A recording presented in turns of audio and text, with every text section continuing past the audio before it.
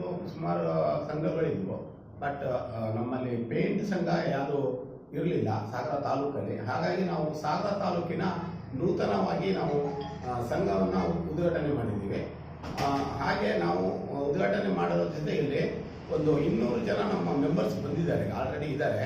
ಅದರಲ್ಲಿ ಒಂದು 150 ಜನಕ್ಕೆ ನಾವು ಅಪ್ಲಿಕೇಶನ್ ಆಗಿ ತಗೊಂಡು 2 ಆಧಾರ್ ಕಾರ್ಡು ಮತ್ತು 2 ಫೋಟೋ ತಗೊಂಡು ಅವರಿಗೆ LIC ಬಾಂಡ್ ಕೊಡ್ತಾ ಇದ್ದೀವಿ. 1 ವರ್ಷಕ್ಕೆ 1 ಲಕ್ಷ ರೂಪಾಯಿ ಆಕ್ಸಿಡೆಂಟ್ ಕೇಸಿಗೆ ಅವರು ಕ್ಲೇಮ್ ಮಾಡ್ತಾರೆ. ಅದು ನಮ್ಮಲ್ಲಿ ಯಾವುದೇ ಒಂದು ರೀತಿಯಲ್ಲಿ ಬುಡಗಟ್ಟಿ ಇಲ್ಲೇ ನಾವು ಮಾಡೋಕ್ಕೆ ಬರೋದಿಲ್ಲ. ಹಂಗಾಗಿ ನಾವು ಅದು ಮಾಡೋಕ್ಕೋಸ್ಕರ ಇಷ್ಟು ಲೇಟ್ ಆಯಿತು. ಈಗ ನಾವು ಆ ಸಂಘದಲ್ಲಿ ನಾಳೆಯಿಂದ 7ನೇ ತಾರೀಕಿಂದ LIC ಬಾಂಡ್ ಆ 150 ಜನಕ್ಕೆ ಅಪ್ಲೈಡ್ ಆಗುತ್ತೆ 1 ವರ್ಷಕ್ಕೆ.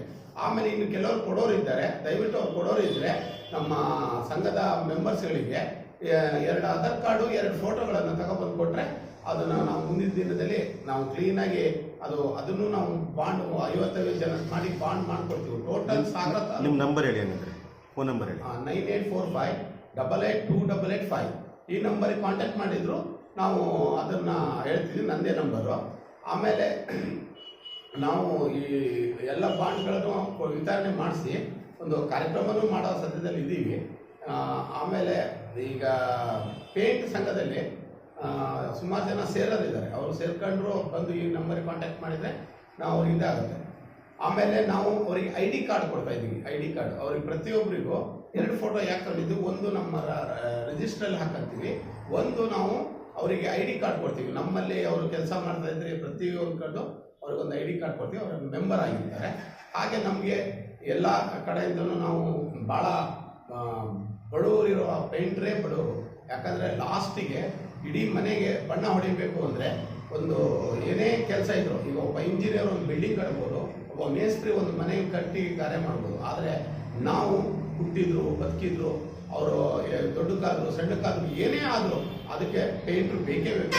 ಪೇಂಟ್ರನ್ನ ಕೆಲವು ಜನ ಕೀಳು ಮಟ್ಟದಲ್ಲಿ ನೋಡ್ತಾರೆ. ಯಾಕಂದರೆ ಪೇಂಟ್ರು ಅಂದ ಕೂಡ ಈ ರೀತಿ ಆಗುತ್ತೆ. ಆ ರೀತಿ ಯಾರೂ ಇಲ್ಲ. ಪ್ರತಿಯೊಂದು ತಿಳಿ ಮನೆ ಸುಂದರವಾಗಿ ಇರಬೇಕು ಅಂದರೆ ಇವತ್ತು ಪೇಂಟ್ರೇ ಬೇಕು. ಇವತ್ತು ಪೇಂಟ್ರು ಇಲ್ಲ ಅಂದರೆ ಯಾವುದೇ ಕಾರಣಕ್ಕೂ ಆ ಮನೆ ಸುಂದರ ಇರಲ್ಲ. ಯಾಕಂದರೆ ಅವ್ರು ಮಾಡೋ ಪ್ಲಾನ್, ಅವ್ರು ಮಾಡೋ ಕಷ್ಟ, ಆ ಮನೆ ಎಷ್ಟು ಗಲೀಜಿರುತ್ತೆ ಅದನ್ನು ಕಿತ್ತಿ ಅದನ್ನು ತೊಳೆದು ಅದನ್ನು ಮಾಡಿ ಸುಂದರವಾಗಿ ಮಾಡೋದೇ ಪೇಂಟ್ರ್ ಆಗಿರ್ತಾರೆ. ಹಾಗಾಗಿ ನಮ್ಮನ್ನ ದಯವಿಟ್ಟು ಯಾವ ಪೇಂಟ್ರುಗಳನ್ನು ಕೀಳು ಮಟ್ಟದಲ್ಲಿ ಜನ ನೋಡಬಾರ್ದು ಅನ್ನೋದು ನನ್ನ ಒಂದು ವಿನಂತಿ. ಹಾಗೂ ಇಷ್ಟು ಹೇಳಕ್ಕೆ ನಾನು ಇಷ್ಟಪಡ್ತೀನಿ. ಧನ್ಯವಾದ. ಸ್ವಾಗತ. ಮಾನ್ಯ ಸದಸ್ಯರೇ, ಇತ್ತೀಚಿನ ದಿನಗಳಲ್ಲಿ ನಮ್ಮ ಊರಲ್ಲಿ ನಮಗೆ ಕೆಲಸ ಇಲ್ಲದ ಪರಿಸ್ಥಿತಿ ನಿರ್ಮಾಣವಾಗಿದೆ. ಕಾರಣ ಉತ್ತರ ಭಾರತದ ಕೆಲಸಗಾರರನ್ನು ಕರೆದುಕೊಂಡು ಬಂದು ಇಲ್ಲಿ ನಾವು ಮಾಡಬೇಕಾದ ಕೆಲಸವನ್ನು ಅವರ ಕೈಯಲ್ಲಿ ಮಾಡಿಸಿ ನಮ್ಮ ಹೊಟ್ಟೆಯ ಮೇಲೆ ಹೊಡೆಯುವ ಕೆಲಸ ನಡೆಯುತ್ತಿರುವುದು ದೌರ್ಭಾಗ್ಯದ ಸಂಗತಿಯಾಗಿದೆ. ಇದಕ್ಕೆಲ್ಲ ಕಾರಣ ನಮ್ಮಲ್ಲಿನ ಒಗ್ಗಟ್ಟಿನ ಮತ್ತು ಕೆಲ ಬಿಲ್ಡಿಂಗ್ ಕನ್ಸ್ಟ್ರಕ್ಷನ್ ಮಾಲೀಕರಿಂದ ನನ್ನ ಎಲ್ಲ ಮಿತ್ರರು ಇದರ ಬಗ್ಗೆ ಹೆಚ್ಚಿನ ಗಮನ ಹರಿಸುವ ಮೂಲಕ ನಮ್ಮ ಊರಿನ ಕೆಲಸವನ್ನು ನಮ್ಮಲ್ಲೇ ಒಯ್ಯುವಂತಾಗಬೇಕು ಎನ್ನುವುದು ನನ್ನ ಅಭಿಪ್ರಾಯ. ಮುಂದಿನ ದಿನಗಳಲ್ಲಿ ಈ ವಿಷಯದಲ್ಲಿ ನಮ್ಮ ಆಸಕ್ತಿ ಹೆಚ್ಚಾಗಬೇಕು. ಇದರತ್ತ ಗಮನ ಹರಿಸುವಂತ ನಿಮ್ಮೆಲ್ಲರ ಚಿತ್ತ ಇರಲಿ. ಪತ್ರಿಕಾಗೋಷ್ಠಿಯಲ್ಲಿ ತಮ್ಮೆಲ್ಲರ ಪರವಾಗಿ ಬೇಡಿಕೊಳ್ಳುತ್ತೇನೆ.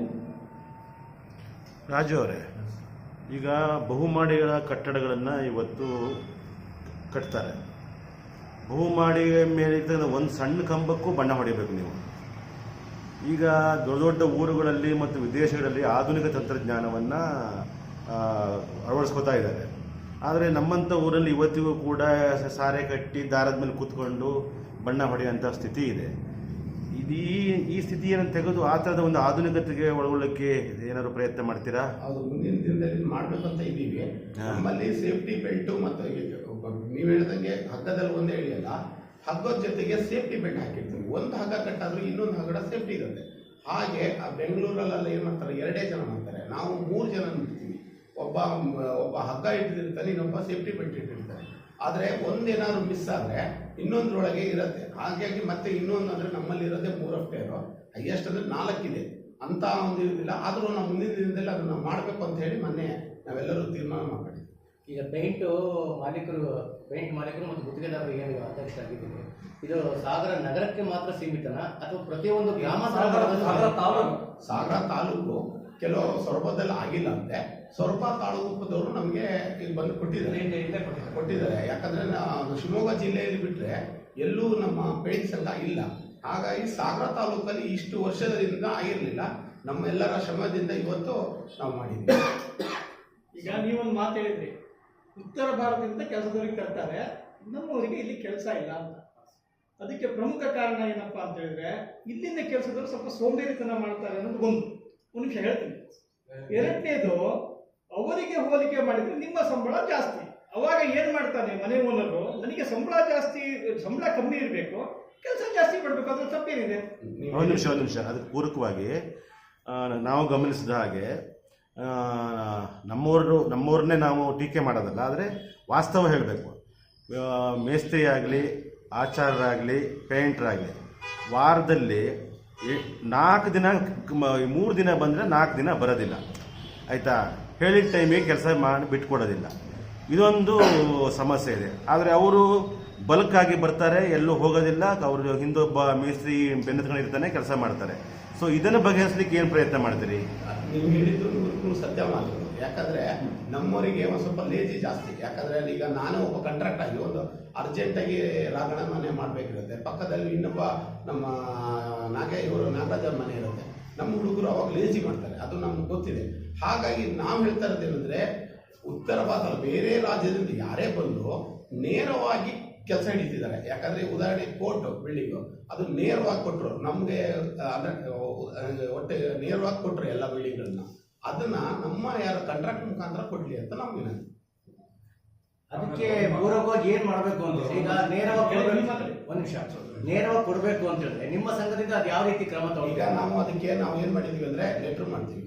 ಆಮೇಲೆ ನಾವು ನೆಕ್ಸ್ಟ್ ಅದಕ್ಕೆ ಒಂದು ಇದು ತಗೊಂಡಿವಿ, ಒಂದು ಲೆಟರ್ ಕೊಡ್ತೀವಿ. ಲೆಟರ್ ಏನಂದ್ರೆ ಇಷ್ಟೇ ರೇಟ್ ಮಾಡಬೇಕು ಅಂತ. ರೇಟ್ ಬಹಳ ಕಮ್ಮಿ ಮಾಡ್ತಾ ಇದ್ದಾರೆ. ನಾವು ಇಷ್ಟೇ ರೇಟ್ ಮಾಡಬೇಕು ಅಂತ ಒಂದು ಲೆಟರ್ ಕೊಡ್ತೀವಿ. 15 ವರ್ಷದಿಂದ ರೇಟ್ ಪರಿಷ್ಕರಣೆ ಆಗಿಲ್ಲ. ಆಮೇಲೆ ಲೇಬರ್ ರೇಟ್ ಜಾಸ್ತಿ ಆಗಿದೆ ಹೊರತು ನಮ್ಮ ಚದರ ರೇಟ್ ಜಾಸ್ತಿ ಆಗಿಲ್ಲ. ಹಂಗಾಗಿ ಅದಕ್ಕಾಗಿ ನಾವೇನ್ ಮಾಡ್ತೀವಿ ಅಂದ್ರೆ, ಪ್ರತಿಯೊಬ್ಬರಿಗೂ ಒಂದು ಲೀಸ್ಟ್ ಕೊಡ್ತೀವಿ. ಈಗ ಒಂದು ಬಿಲ್ಡಿಂಗ್ ಕಟ್ಟುವಾಗ ಓನರು ಏನ್ ಮಾಡ್ತಾನೆ, ಅವನಿಗೆ 100 ರೂಪಾಯಿ ಉಳಿಯುತ್ತೆ ಅಂದ್ಕೊಂಡು ಅವನು ಕಲಿಸಿ ಕಮ್ಮಿ ರೇಟಲ್ಲಿ ಮಾಡ್ತಾನೆ. ಆದರೆ ಅವ್ರು ಕ್ಲಿಯರ್ ಮಾಡಲ್ಲ. ಯಾಕೊತ್ತಾ, ಅವ್ರು ಮಾಡೋ ರೇಟು ಅವ್ರು ಆಗಲ್ಲ. ಅರ್ಧ ಅವರಿಗೆ ಇವತ್ತು ಕೆಲಸ ಮಾಡ್ಕೊಂಡು ನಾಳೆಯಿಂದ ಅವ್ರು ಬರೋದಿಲ್ಲ, ನಾಡಿದ್ದು ನಮ್ಮ ಹತ್ರನೇ ಬರ್ಬೇಕಾಗತ್ತೆ. ಆ ಥರ ಆಗಬಾರ್ದು ಅನ್ನೋದಕ್ಕೆ ಅವ್ರು ನಮಗೆ ಒಂದು ಲೆಟ್ರ್ ಕೊಟ್ಟರೆ, ನಮ್ಗೆ ಯಾವುದೇ ರೇಟ್ ಇದ್ರು ನಾವು ಅದನ್ನು ಅವ್ರಿಗೆ ಸರಿ ಮಾಡ್ತೀವಿ.